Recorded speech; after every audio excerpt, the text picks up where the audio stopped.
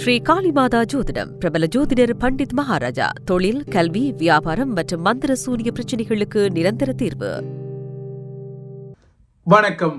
செய்தி வீச்சு உங்களை வரவேற்றுக் கொள்கிறது. இன்றைய செய்தி வீச்சும் வளைகுடா போர் நிலவரங்கள் மற்றும் இலங்கை நிலவரங்களை கலவை நிலையில் தாங்கிய ஒரு வீச்சாக வருகின்றது.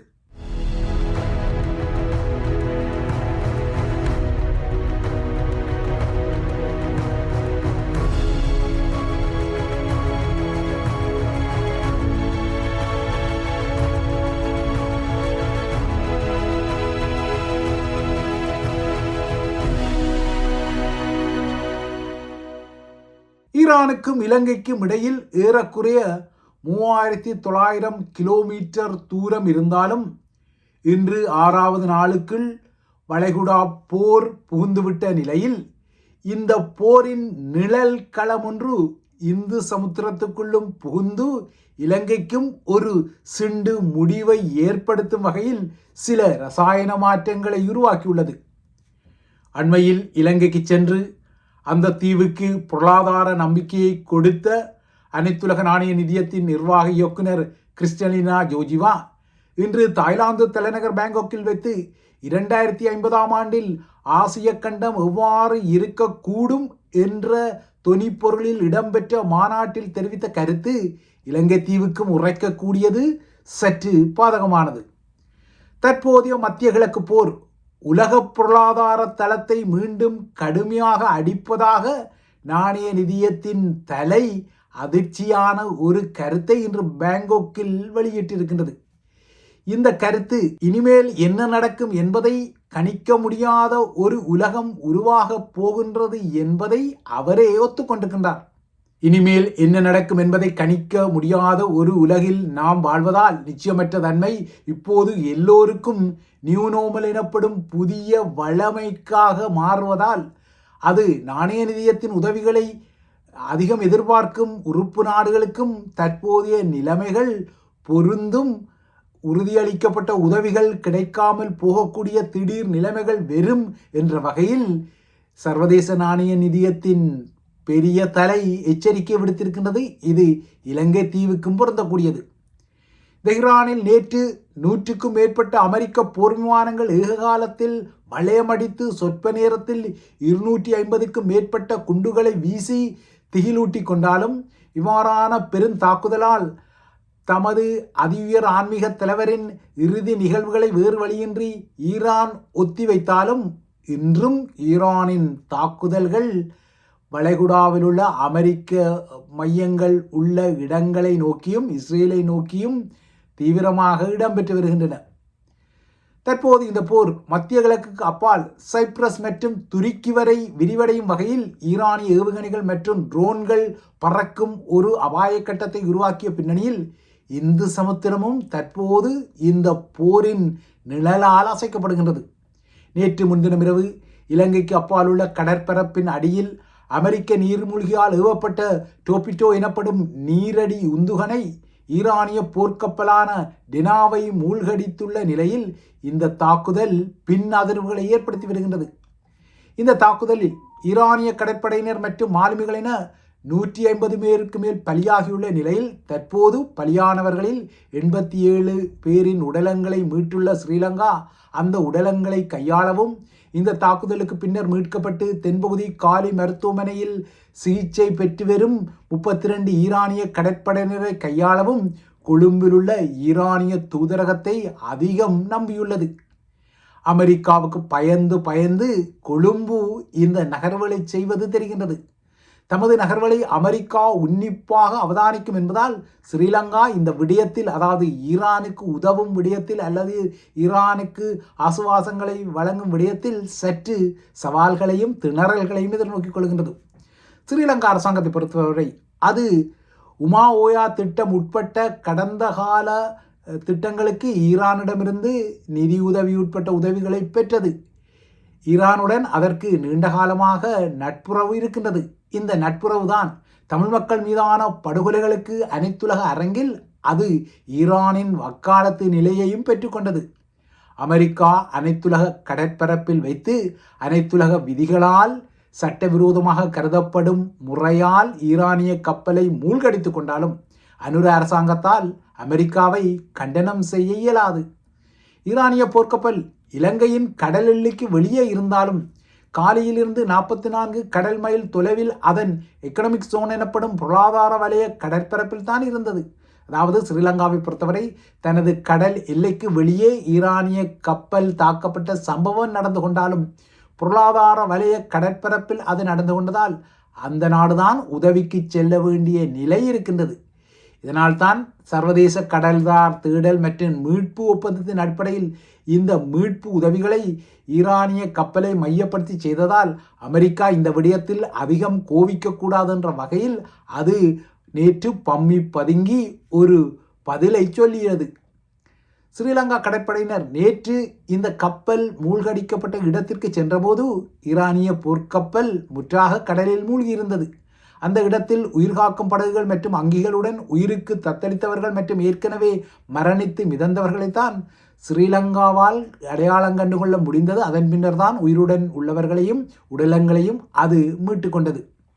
தற்போது ஆட்சியில் உள்ள ஜேவிபியை பொறுத்தவரை, அதாவது மக்கள் முன்னணியை பொறுத்தவரை, அது முன்னர் தனது பிரதான கொள்கையாக அமெரிக்க எதிர்ப்பை மடியில் பெரும் கனமாக வைத்திருந்தது. தமிழ் மக்களின் அரசியல் உரிமை போராட்டமே அமெரிக்காவின் ஏகாதிபத்திய சரியென ஜேவிபி நிறுவனர் ரோகண விஜயபுரா முன்னர் குளறிக்கொண்டார், குத்தி முறிந்து கொண்டார். ஆனால் இப்போது அனுரவின் மடியிலுள்ள ஜேவிபி அமெரிக்கா விடயத்தில் கப்சிப்பென இருக்கின்றது. தாம் அமெரிக்காவை ஒருவேளை கண்டித்து கொண்டால் ட்ரம்ப் தன்னிடமுள்ள வரியுட்பட்ட பிரம்புகளால் தமது அரசாங்கத்தையும் அடிப்பார், ஸ்ரீலங்காவையும் அடிக்கக்கூடும் என்பதால் அனுரவின் ஜேவிபி தற்போது கமுக்க ராஜதந்திரத்தில் உள்ளமையும் வெளிப்படையான ஒரு விடயம்.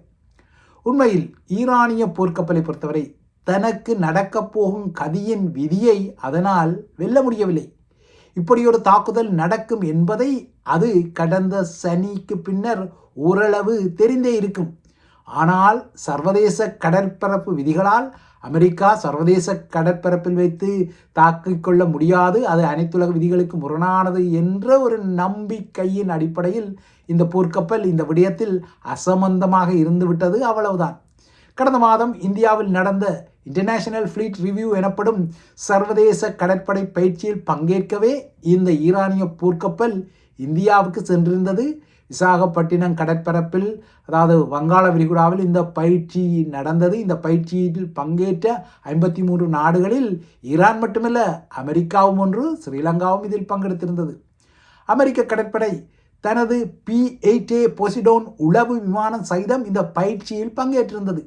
இந்த பயிற்சியின் பின்னணியில் அமெரிக்க பசிபிக் கடற்படையின் தளபதி அட்மிரல் ஸ்டீவ் ஹாக்லர் இந்தியாவின் முக்கிய தலைவர்களையும் சந்தித்திருந்தார்.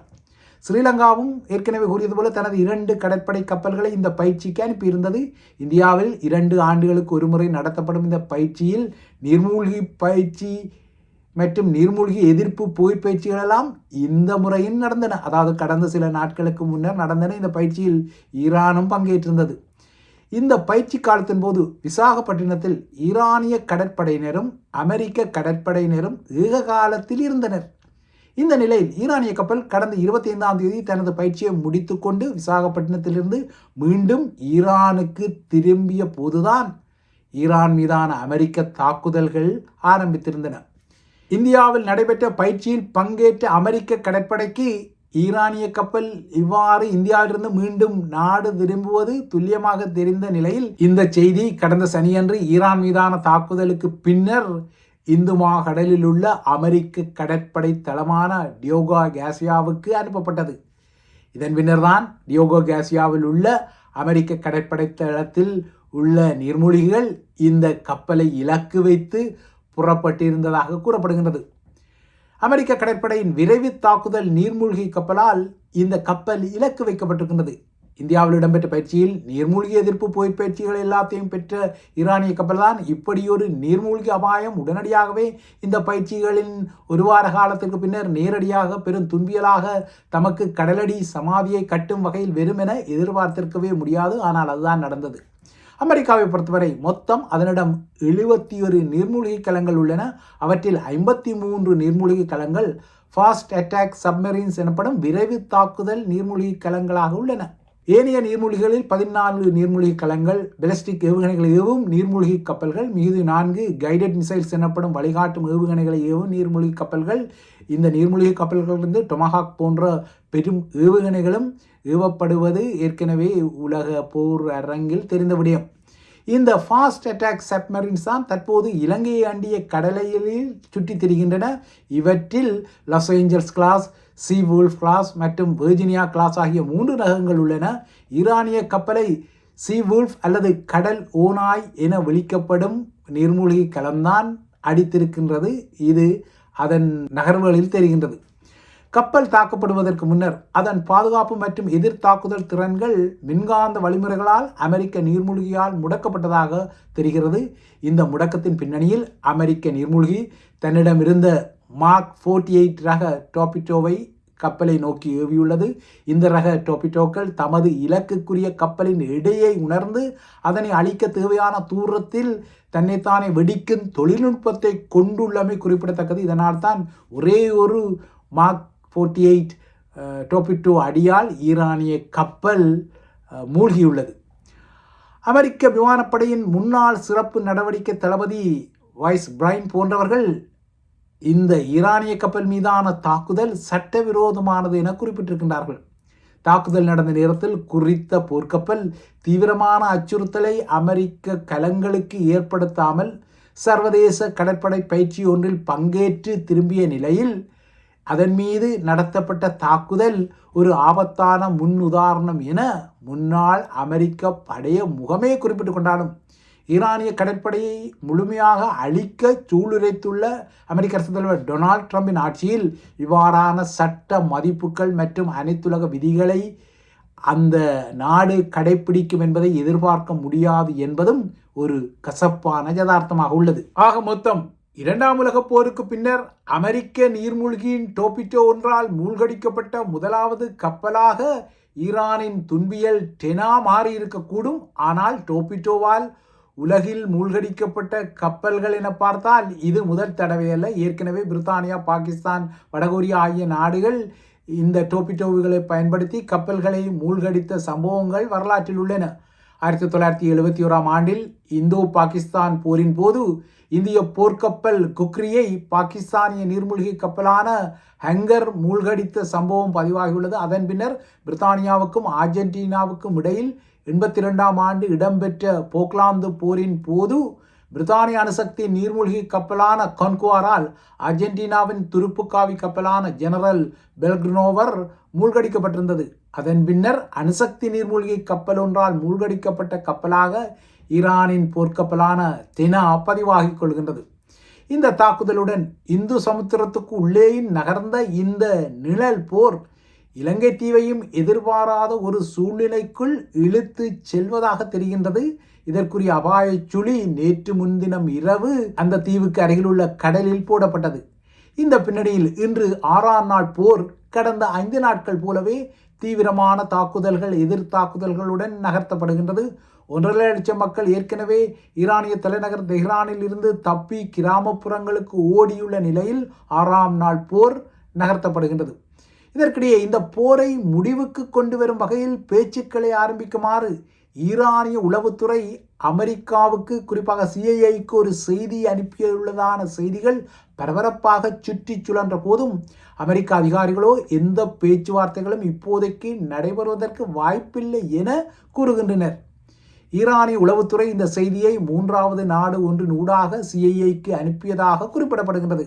அமெரிக்க இராணுவ தாக்குதல்களின் விளைவாக தமது பலம் கடுமையாக உடைக்கப்படுவதால் இந்த பேச்சுவார்த்தையை நடத்த ஈரானிய உளவுத்துறை விரும்பிக் கொள்வதாக செய்திகள் வந்தாலும் இன்றும் கள நிலவரங்களை பார்க்கும்போது இவ்வாறான அறிகுறிகள் தெரியவில்லை. மாறாக கடும் தாக்குதல்கள், வெடியோசைகள் தான் தொடர்கின்றன. இதற்கிடையே ஈரானுக்கு எதிரான அமெரிக்காவின் புதிய இராணுவ நடவடிக்கைக்கு அரசு தலைவர் டொனால்ட் ட்ரம்ப் அமெரிக்க நாடாளுமன்றத்தின் ஒப்புதலை பெற வேண்டும், அதாவது அமெரிக்க காங்கிரஸின் அங்கீகாரத்தை பெற வேண்டும் என ஒரு தீர்மானம் ஜனநாயக கட்சி தரப்பால், அதாவது ட்ரம்பின் எதிரணி தரப்பால் கொண்டு வரப்பட்ட போது அது ட்ரம்பின் குடியரசுக் கட்சி தரப்பால் செனட்டில் நிராகரிக்கப்பட்டுள்ளது. இந்த நிலைமை ஈரானை பெரிய ஆயுதங்களால் தாக்க திட்டமிடும் அமெரிக்க இராணுவத்திற்கு ஒரு சாதக நிலையாக வந்திருக்கின்றது.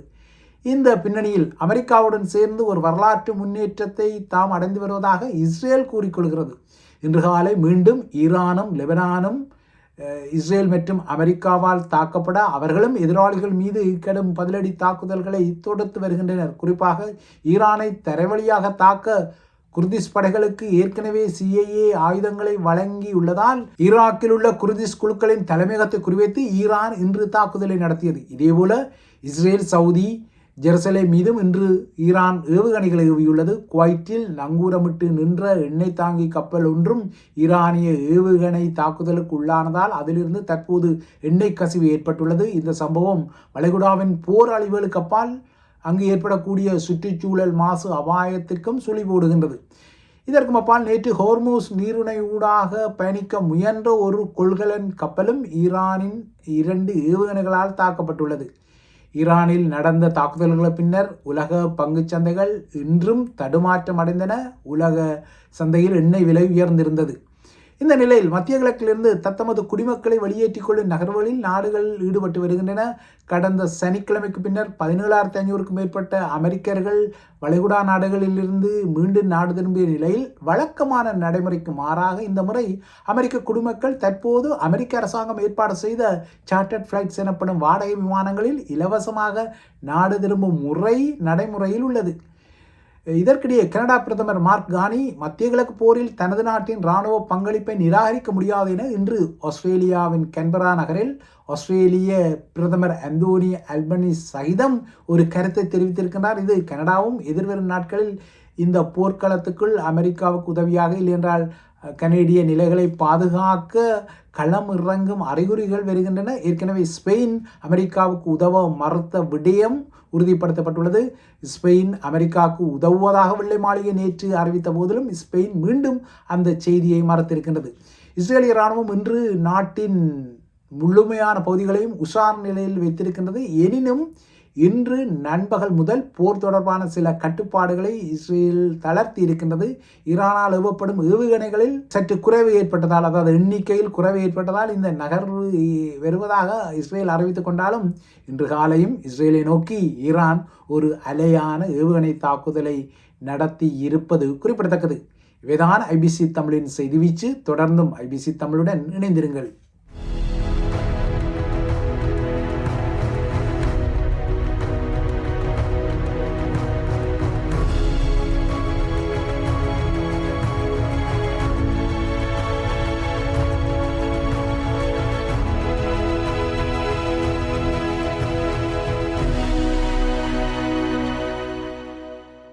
ஸ்ரீ காளிமாதா ஜோதிடம் பிரபல ஜோதிடர் பண்டித் மகாராஜா. தொழில், கல்வி, வியாபாரம் மற்றும் மந்திர சூனிய பிரச்சனைகளுக்கு நிரந்தர தீர்வு.